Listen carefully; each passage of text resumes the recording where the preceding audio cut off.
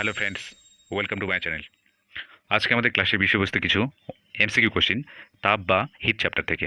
তাহলে আমরা first question দেখব। গৃহীত তাপ বা বর্জিত তাপ নির্ণয় করা হয় কোন যন্ত্রের সাহায্যে?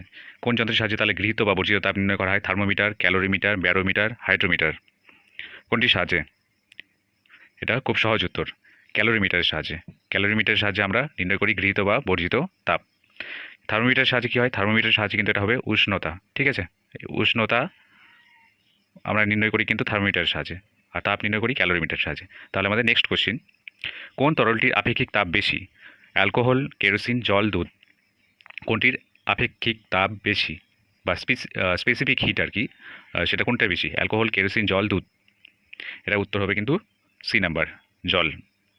কারণ জলের আপেক্ষিক তাপ 1 ধরা হয়। এটা হচ্ছে এই আপেক্ষিক তাপটা সবচেয়ে বেশি কিন্তু, ঠিক আছে? নেক্সট কোশ্চিন আমরা দেখব, একক ভরের 1 ডিগ্রি তাপমাত্রা বৃদ্ধি করতে যে তাপ লাগে তাকে বলা হয় বস্তুর। একক ভরের 1 ডিগ্রি তাপমাত্রা বৃদ্ধি করতে যে তাপ লাগে তাকে বলে বস্তুর তাপগ্রাহিতা, জলসম, আপেক্ষিক তাপ, লীন তাপ। কোনটি হবে? এটা কিন্তু তাপগ্রাহিতা, ঠিক আছে? একক ভরের বস্তুর আর কি 1 ডিগ্রি তাপমাত্রা বৃদ্ধি করতে যে তাপ লাগে তাকে বলা হয় তাপগ্রাহিতা বলা হয়। নেক্সট কোয়েশ্চেন আমরা দেখব, স্বাভাবিক চাপে জলের স্ফুটনাঙ্ক। স্বাভাবিক চাপে জলের স্ফুটনাঙ্ক 180 degree Fahrenheit, 100 degree kelvin, 212 degree Fahrenheit, 32 degree Fahrenheit. এটি কত হবে? খুব সহজ উত্তর কিন্তু এটা, ঠিক আছে? তাহলে এটা অ্যান্সার হবে 212 ডিগ্রি ফারেনহাইট, ঠিক আছে? 212 ডিগ্রি কেমন করে আসবে? এটা এটা হচ্ছে C/5 is equal to F-32/9। এখানে যদি আমরা জলের স্ফুটনাঙ্ক কত আমরা জানি সেন্টিগ্রেডে, এটা 100 যদি আর কি করি, এখানে যদি আমরা 100 এটা ইনপুট করি সি এর জায়গায়, ঠিক আছে? তাহলে এফ এর মান এটা আসবে 212 ডিগ্রি ফারেনহাইট। কিন্তু এটা যদি মানে সেন্টিগ্রেড স্কেলে দেওয়া থাকতো 100 ডিগ্রি, তবুও এটা ঠিক হতো আর কি। 100 ডিগ্রি সেলসিয়াস যদি থাকতো এটা, তবুও অ্যান্সার ঠিক হতো। নেক্সট কোশ্চিন, সুস্থ মানুষের দেহে তাপমাত্রা 98.4 ডিগ্রি ফারেনহাইট, যা সেলসিয়াস স্কেলে হবে 36.89 degree Celsius, 39.69 degree Celsius, 39.68 degree Celsius, 35.48 degree Celsius. তাহলে সুস্থ মানুষের দেহের তাপমাত্রা 98.4 ডিগ্রি ফারেনহাইট, তাহলে এটা সেলসিয়াসের ক্ষেত্রে কত হবে? 36.89 ডিগ্রি সেলসিয়াস। মনে থাকবে। নেক্সট কোয়েশ্চেন, প্রেশার কুকারে খাবার তাড়াতাড়ি সেদ্ধ হয়, এর কারণ? প্রেশার কুকারে খাবার তাড়াতাড়ি কেন সেদ্ধ হয়? এতে জলের স্ফুটনাঙ্ক হ্রাস পায়, এতে জলের স্ফুটনাঙ্ক বৃদ্ধি পায়, এতে তাপের অপচয় হয় না, এতে জলের বাষ্পায়ন দ্রুত সংঘটিত হয়। তাহলে এটা কোনটা হবে? এখানে জলের স্ফুটনাঙ্ক বৃদ্ধি পায়, ঠিক আছে? এর জন্য কী হয়? প্রেশার কুকারে খাবার তাড়াতাড়ি সিদ্ধ হয়। নেক্সট কোয়েশ্চেন, চাপ বাড়লে বরফের গলনাঙ্ক বৃদ্ধি পায়, গলনাঙ্ক হ্রাস পায়, কোনো পরিবর্তন হয় না, উপরের কোনোটি নয়। চাপ যদি আমরা বরফের উপর বাড়াই, ঠিক আছে, তাহলে কি হবে? গলনাঙ্ক বৃদ্ধি পায়, হ্রাস পায়, কোনো পরিবর্তন হয় না, উপরে কোনোটি নয়।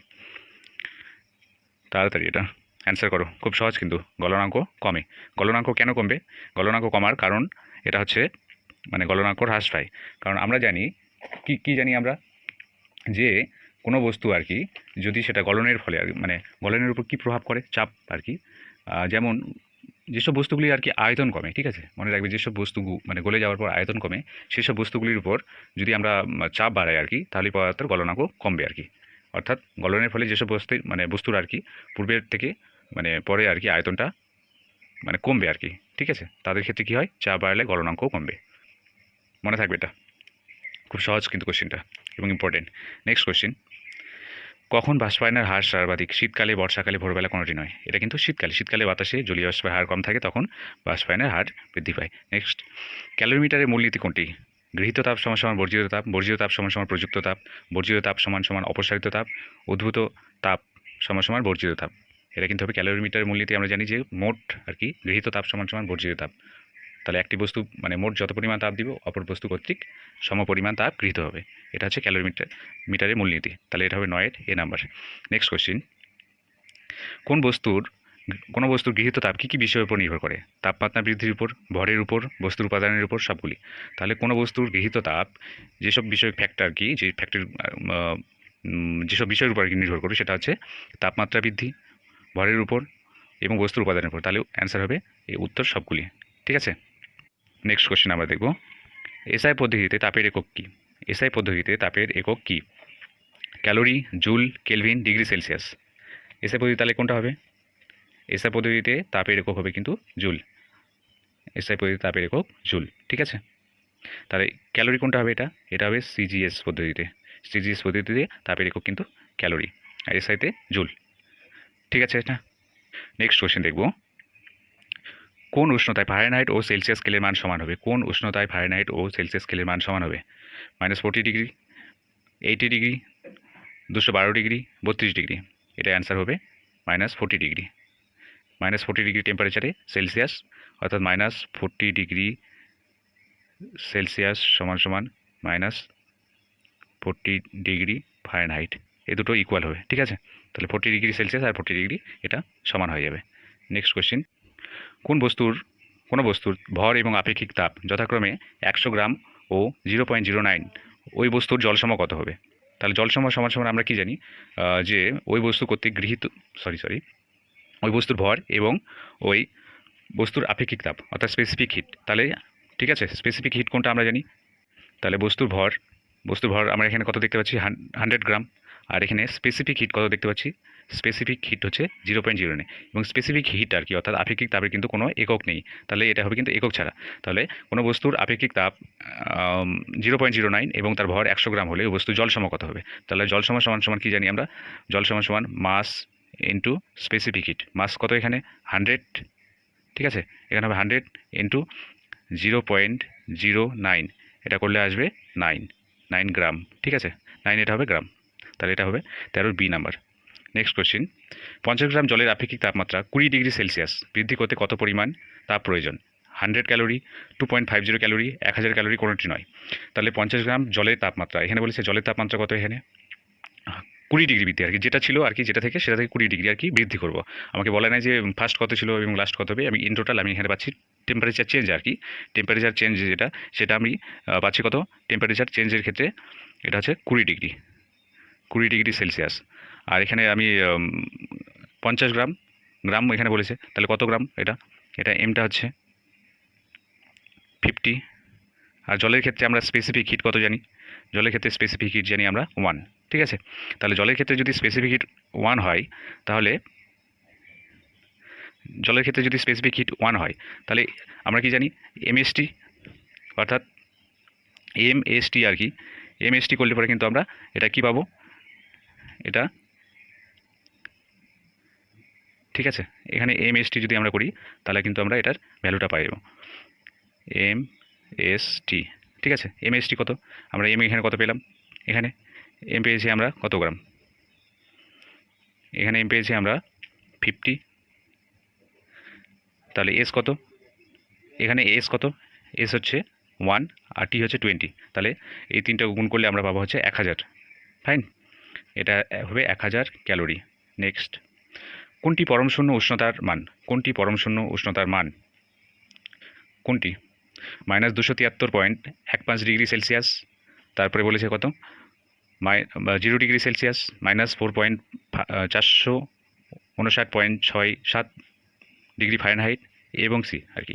তাহলে মাইনাস আর কি, যেটা আর কি, এটা হবে সেলসিয়াস স্কেলে কিন্তু পরমশূন্য উষ্ণতা, এবং এটা হচ্ছে ফারেনহাইট স্কেলে, এবং পরমশূন্য উষ্ণতা কত আর কি? 273 যে আর কি, ঠিক আছে। তাহলে এখান থেকে এটা বোঝা গেল। এবার কোশ্চেন নাম্বার 16, বড় বলনের জন্য প্রয়োজনীয় লিনতাপ কত? 80 ক্যালোরি পার গ্রাম, 100 ক্যালোরি পার গ্রাম, 32 ক্যালোরি পার গ্রাম, কোনোটি নয়। তাহলে বরফ গলনের জন্য প্রয়োজনীয় লিনতাপ হচ্ছে 80 ক্যালোরি পার গ্রাম, ঠিক আছে। এটা হবে 80 ক্যালোরি পার গ্রাম। নেক্সট কোশ্চিন, লিনতাপের এসআই একক। তাহলে লিনতাপের এসআই একক কী হবে? আগেটা যেটা দেখলাম আর কি, ক্যালোরি পার গ্রাম, এটা হচ্ছে সিজিএস একক, ঠিক আছে। এটা হচ্ছে সিজিএস ইউনিট, হচ্ছে ক্যালোরি পার গ্রাম। তাহলে এসআই একক কোনটা হবে? Joule per KG, calorie per gram, degree Celsius, kelvin, এটার মধ্যে কোনটা হবে? এটা অ্যান্সার হবে কিন্তু জুল পার কেজি, 17 এ নাম্বার। আর ক্যালোরি পার গ্রাম এটা কী হবে? এটা সিজিএস ইউনিট। নেক্সট আর কি, পরম স্কেলে জলের হিমাঙ্কের মান